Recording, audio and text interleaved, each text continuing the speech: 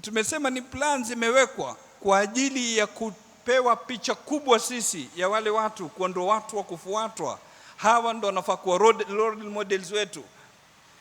Sasa ukiangalia unashangaa, katika wanaongoza katika mutabaa akwambia ni mtu anafanya haraka hiyo kurusha chumvi kwenye sijui nyama sijui chakula, kama mkono ulipooza, haraka tu hivi.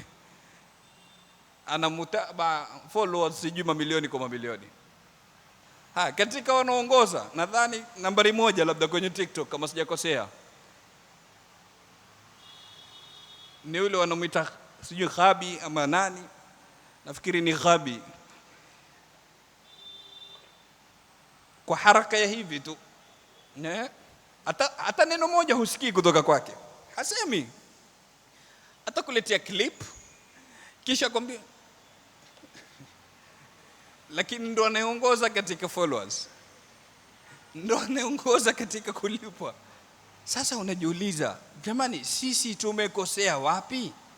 Yani hivi ndo yule mwanadamu ambaye kwamba Mwenyezi Mungu ametuambia walaqad karramna bani adam, hakika tumemkirimu mwanadamu. Je, huyu ndio yule mwanadamu ambaye kwamba Mola amesema inni ja'ilun fil ardi khalifa, mimi najalia khalifa katika hii ardhi? Yani hii istikhlaf ama khilafa ambayo kwamba amepewa huyu mwanadamu katika hii ardhi ni kwa ajili ya kufanya upuuzi na kukuza tafaha. Sasa umeona na mfano wake mingi katika harakati kama hizo, harakati bahlawania, mambo kijuha, lakini kila ujuha ukizidi katika content, followers wanaongezeka, viewership inakuwa kubwa zaidi. Sasa haya yamepangwa katika meza, hayakuja ghafla.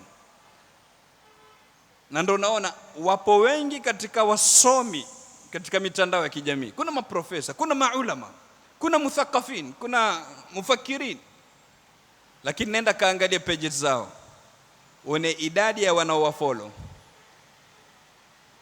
Waweza kuingia katika social media ukapata pengine khutba ya shekhe katika mashekhe ina views 100 sijui 150,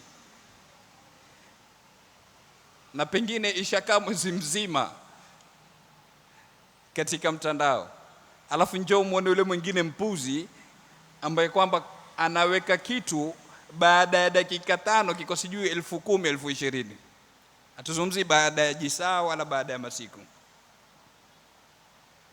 Kwa hivyo kukavunjwa qiyam, kukavunjwa ahdaf, maadili yakavunjwa,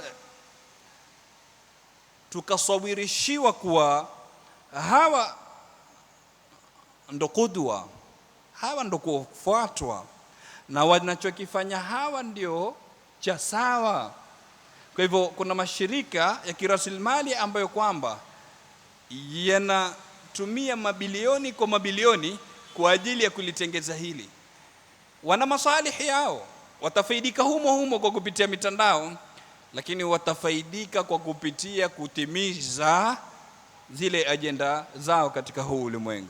Ndio maana tunaambiwa kuna sijui new world order ambayo kwamba ndio inayopelekesha katika huu ulimwengu. Mingi unayoona yanayojiri katika ulimwengu, sawa ni mama radhi, sawa ni siasa, siku hizi hata hiyo michezo imeingiliwa na mashirika makubwa ya betting.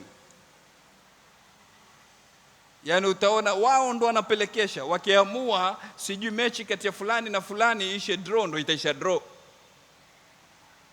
Kwa nini? Kwa sababu wengi walioshiriki katika kubeti katika ile mechi pengine wameona timu hii ni kubwa, itafunga hii timu ndogo, kwa hivyo acha mimi niweke hii ndo itashinda nipate kushinda.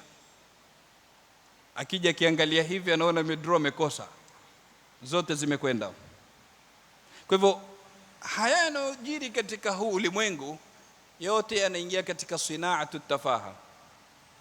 Hii ni nukta muhimu sana ambayo kwamba sote tunafaa kuitambua ili tupate kufungua macho, ili tupate kutoka katika huu ukoloni wa kifikra ambao kwamba tunaingizwa ndani yake.